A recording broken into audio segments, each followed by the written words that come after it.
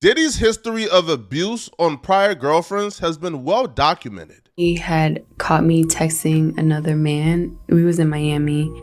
It got really crazy that time. We was upstairs and he had like, we were in his closet and he like pushed me and I fell to the ground and then he like stood over me.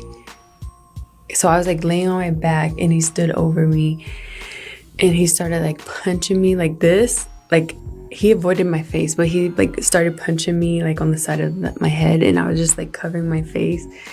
And then after he got done doing that, he like stomped on my stomach like really hard and I like took the wind out of my breath. I couldn't breathe and he kept hitting me and I was like pleading to him like, can you stop? I can't breathe. And he like stopped for a little bit. He like grabbed my hair from the back and like was like punching the back of my head. His own personal bodyguard, now top op, would even admit that Diddy put hands on his first baby mama, Misa Hilton. Now, he put hands on her because he believed that she was dealing with another artist. Well, Misa was out there. She was messing with the dude from EPMD. That's why Puff first beat her ass.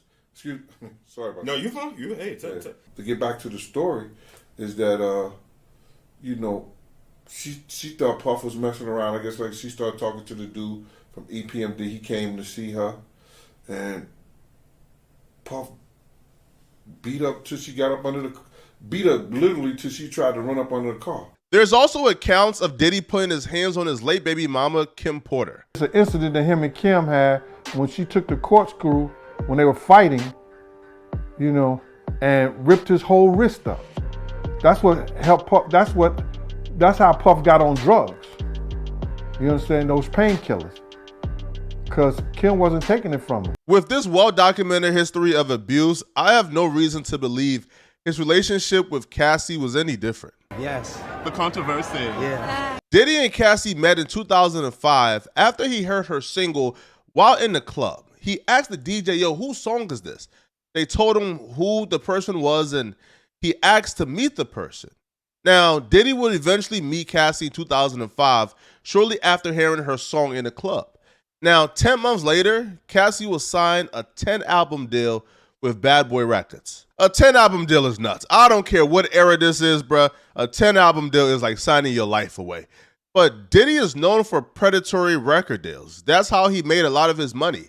Now, Cassie at the time was 19 years old and Diddy was 37 years old. And even though Cassie was his artist, it didn't deter Diddy from getting inappropriate with Cassie. In November 2006, while getting ready for the MTV European Music Award, because Cassie was set to perform with Diddy. Now at this time, Cassie was 21 years old and Diddy was, I believe, 39 years old. So while getting ready to perform, her makeup artist was doing her makeup. Now, the makeup artist was Diddy's personal makeup artist. So Diddy instructed the makeup artist to alert Cassie that he was interested in her. When told by the makeup artist that Diddy was interested in her romantically, Cassie was completely grossed out by the idea. She looked at Diddy like an old man because he was almost 20 years older than Cassie. He was Cassie's artist, and Cassie also had a boyfriend and didn't really look at Diddy like that.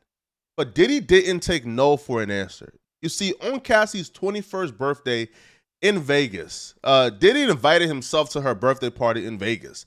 Now, while at the birthday party with Cassie and her friends, Diddy pulled Cassie into the bathroom and forcibly kissed her. She was horrified. She had a boyfriend, so she felt like it was cheating. Diddy was her record label owner, so she didn't know how to react and what to do. So she confided in her best friend, whose account of what happened was Cassie ran out to her and started crying, breaking down and letting her know what happened. Cassie felt powerless because Diddy has so much control over her career.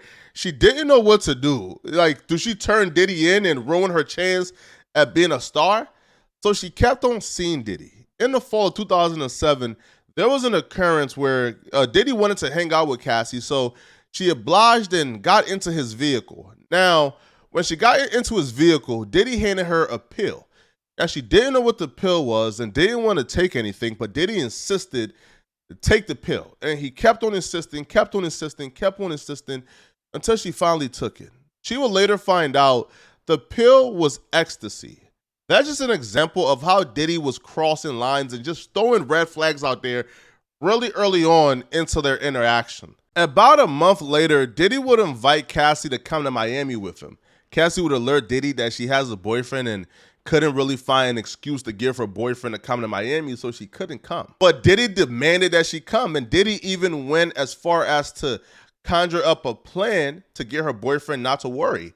He created a fake flyer, alerted Cassie, yo, give him this flyer and let him know that you got booked for an event in Miami, so you have to come. So Cassie, being reluctant, she went to Miami.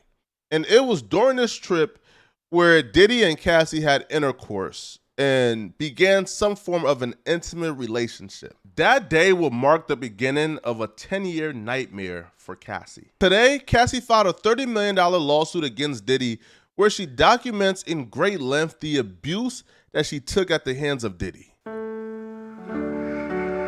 One night in New York City, after a Jay-Z party, Diddy didn't like how Cassie was carrying herself during the Jay-Z party. So when they got back into his Escalade, he began to beat her and kick her and just outright violate her. He wouldn't stop. Now, apparently he got sick and tired of beating her, so he stopped the car in the middle of Fifth Avenue and kicked her out to fend for herself and drove off. Cassie hid in her apartment for 3 days because she was terrified. But eventually she went back to Diddy because she felt helpless. But the abuse didn't stop that night. In January 2009, while at a party in LA, Cassie was seen talking to an unidentified music manager. Diddy seen her talking to the music manager, and he literally grabbed her and dragged her out the party in front of witnesses.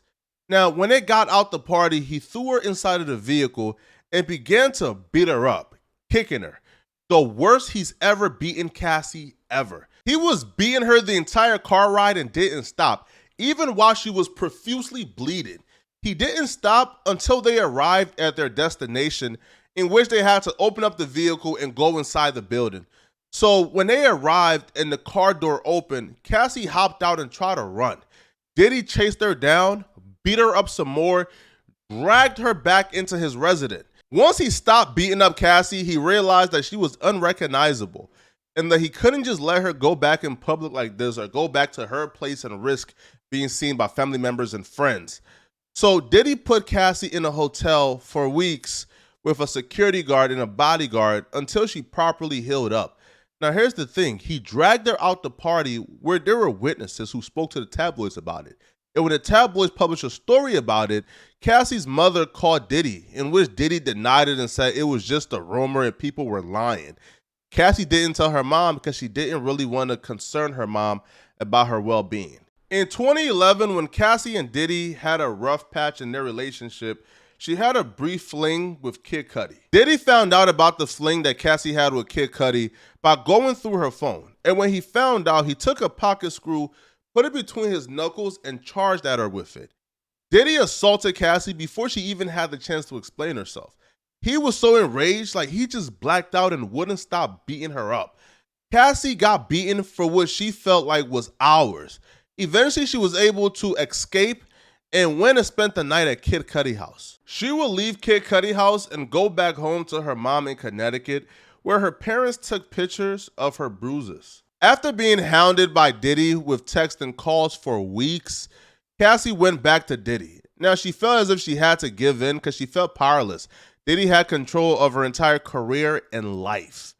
So when they got back together, things were good for a while. They even went to Fashion Week together in Paris. But while in Fashion Week, Diddy made it perfectly clear to Cassie that he hadn't forgiven Kid Cudi and her for doing what they did, and he was going to teach Kid Cudi a lesson. Diddy alerted Cassie that he was going to blow up Kid Cudi's car at his house, and he was going to do it while Kid Cudi and his friends were home. Cassie thought Diddy was just talking and she was crazy until right around that time, Kid Cudi's car blew up in his driveway. Really early on into their relationship, Diddy would alert Cassie that it was a fantasy of his to see her take another dick. Now, while reluctant at first, she gave in to please Diddy's fantasies. Diddy would begin living out his cuckold fantasies with Cassie by hiring a male escort for their initial cuckold session. He hired a male escort, he instructed everybody to wear masks, and he instructed Cassie to first go down on the male escort. Now, as she went down on him, he began to masturbate and then instruct her and him to do different sex acts that he wanted to see. Diddy became so addicted to these cuckold sessions that he demanded they do it weekly. Diddy was getting obsessed with this. Now, eventually after the first session, he left it up to Cassie to hire the escort and pick the guy. He just gave her one instruction. When she's finding an escort on these sites, he wanted her to type in big black penis. Cassie would say she had really bad anxiety before these sessions because she didn't really want to do it and she was only doing it to please Diddy and she felt dirty. But Diddy was aware of her really bad anxiety before each session and he would give her a bunch of gifts to compensate her for engaging in a sex act with the male escort while he watched. Diddy would call these cuckold sessions freak-offs and he would give Cassie money and gifts before each session. And because she was essentially being compensated to have sex with this male escort, she felt as if she was being sex trafficked. Now, Diddy was so addicted to these freak-offs that he wanted it whenever he wanted it and he didn't want to wait for it. And this will cause some real tension in 2015 when Cassie was in the middle of a surprise birthday party her friends threw for her.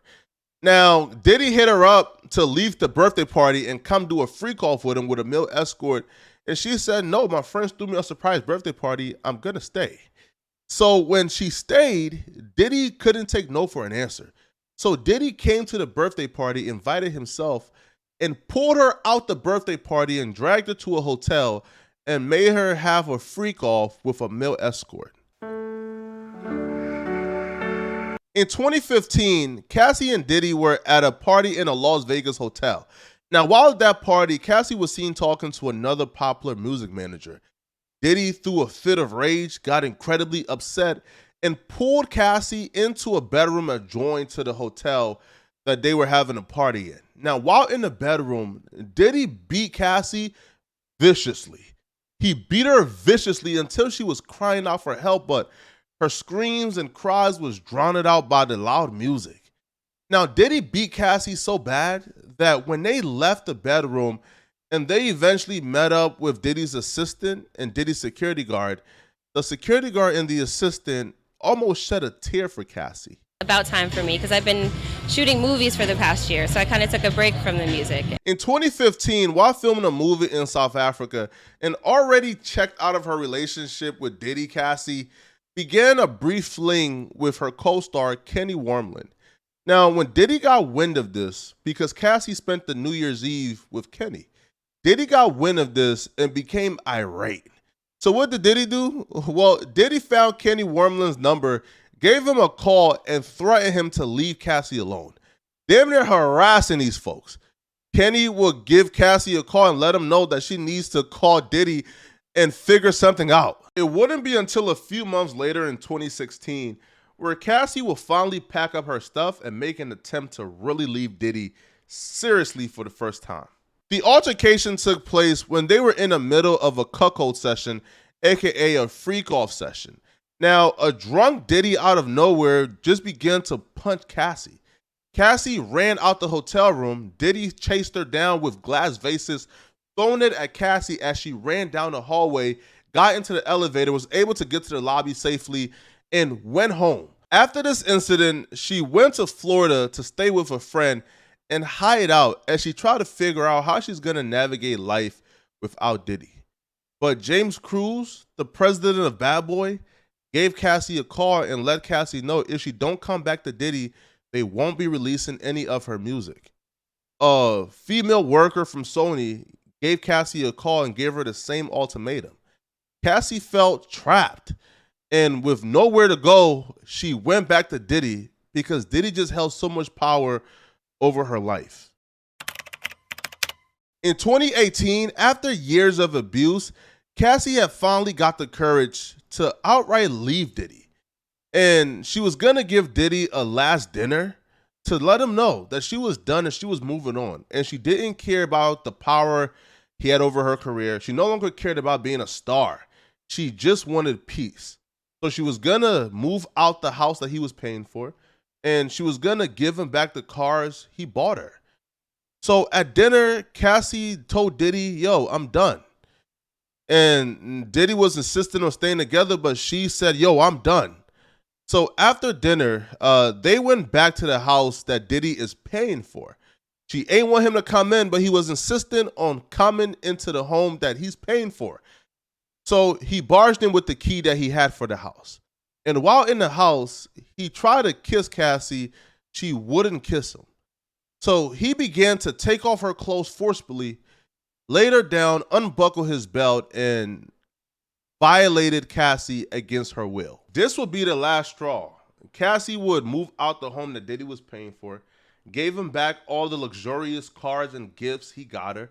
She would even find a way out of her bad boy contract and officially breaking all ties with Diddy. Cassie would move on from Diddy and get married and start her own family within a year of breaking up with Diddy.